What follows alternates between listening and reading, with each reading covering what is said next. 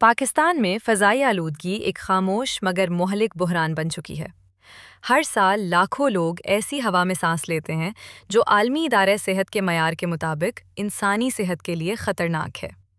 بڑے شہر جیسے لاہور، کراچی، فیصل آباد اور راولپنڈی فضائی آلودگی کی لپیٹ میں آ چکے ہیں۔ سردیوں کے مہینوں میں یہ مسئلہ اور بھی بڑھ جاتا ہے، جب اسموگ پورے شہر کو ڈھانپ لیتی ہے اور سانس لینا مشکل ہو جاتا ہے۔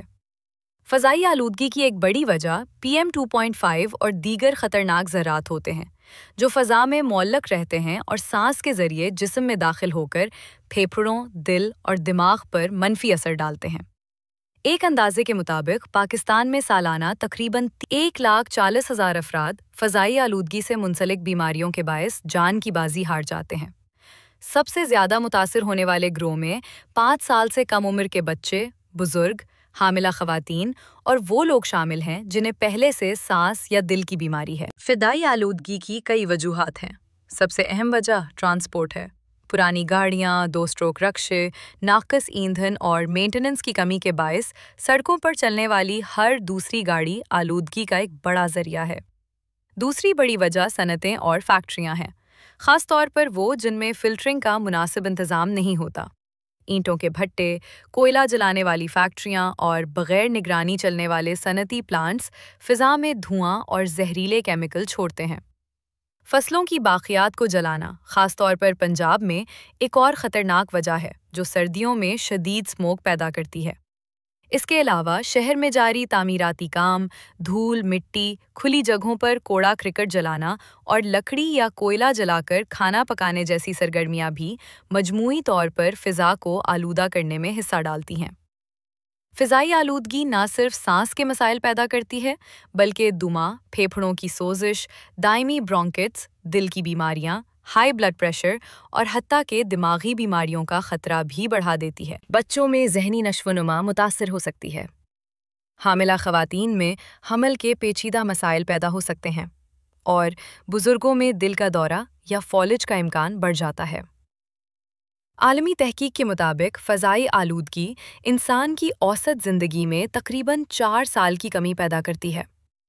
لاہور، جو کہ ماضی میں باغوں کا شہر کہلاتا تھا، اب دنیا کے آلودہ ترین شہروں میں شامل ہو چکا ہے، اور وہاں رہنے والے لاکھوں افراد مسلسل زہریلی ہوا میں سانس لینے پر مجبور ہیں۔ اس سنگین صورتحال میں سوال یہ پیدا ہوتا ہے کہ کیا کیا جا سکتا ہے؟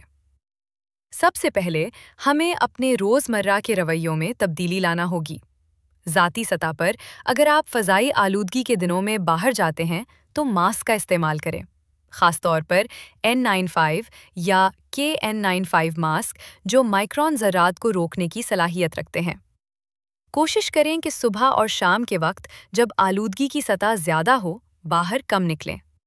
گاڑی کا استعمال کم کریں، کار شیئرنگ کریں یا پبلک ٹرانسپورٹ کا استعمال بڑھائیں۔ پرانی گاڑیوں کو مینٹین رکھیں اور اگر ممکن ہو تو ہائیبرڈ یا الیکٹرک گاڑیوں کا استعمال کریں۔ گھر میں کھڑکیاں بند رکھیں اور اگر ممکن ہو تو ایئر پیوریفائر استعمال کریں۔ کھلی جگہوں پر کوڑا کرکٹ نہ جلائیں اور دوسروں کو بھی اس سے روکیں۔ اجتماعی سطح پر حکومت کو مضبوط پالیسیاں نافذ کرنی ہوں گی۔ صنعتی اخراجات کی نگرانی، فصلوں کی باقیات کو جلانے کی روک تھام، پبلک ٹرانسپورٹ کے نظام کی بہتری اور عوامی شعور بیدار کرنے کی مہمات وقت کی اہم ضرورت ہیں۔ ٹریفک کا بہتر نظام، گرین زونز کا قیام اور شہری منصوبہ بائنڈنگ میں ماحولیاتی تحفظ کو اولویت دینا ضروری ہے۔ اسکولوں، کالجوں اور دفاتر میں ماحولیاتی تعلیم کو فروغ دینا چاہیے تاکہ ہر عمر کا فرد اس خطرے کو سمجھے اور اپنا کردار ادا کرے۔ یاد رکھیں، آلودہ ہوا صرف سانس کا مسئلہ نہیں، یہ زندگی کا مسئلہ ہے۔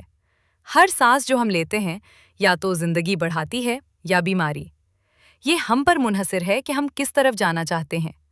اگر ہم نے وقت پر اقدام نہ کیے تو آنے والی نسلیں ہمیں معاف نہیں کریں گی، لیکن اگر آج ہم نے فیصلہ کر لیا تو ہم ایک صاف، محفوظ اور صحت مند پاکستان بنا سکتے ہیں۔ اگر آپ کو یہ ویڈیو معلوماتی اور مددگار لگی تو براہ کرم ہمارے چینل دی ویلنس ٹاک کو سبسکرائب کریں۔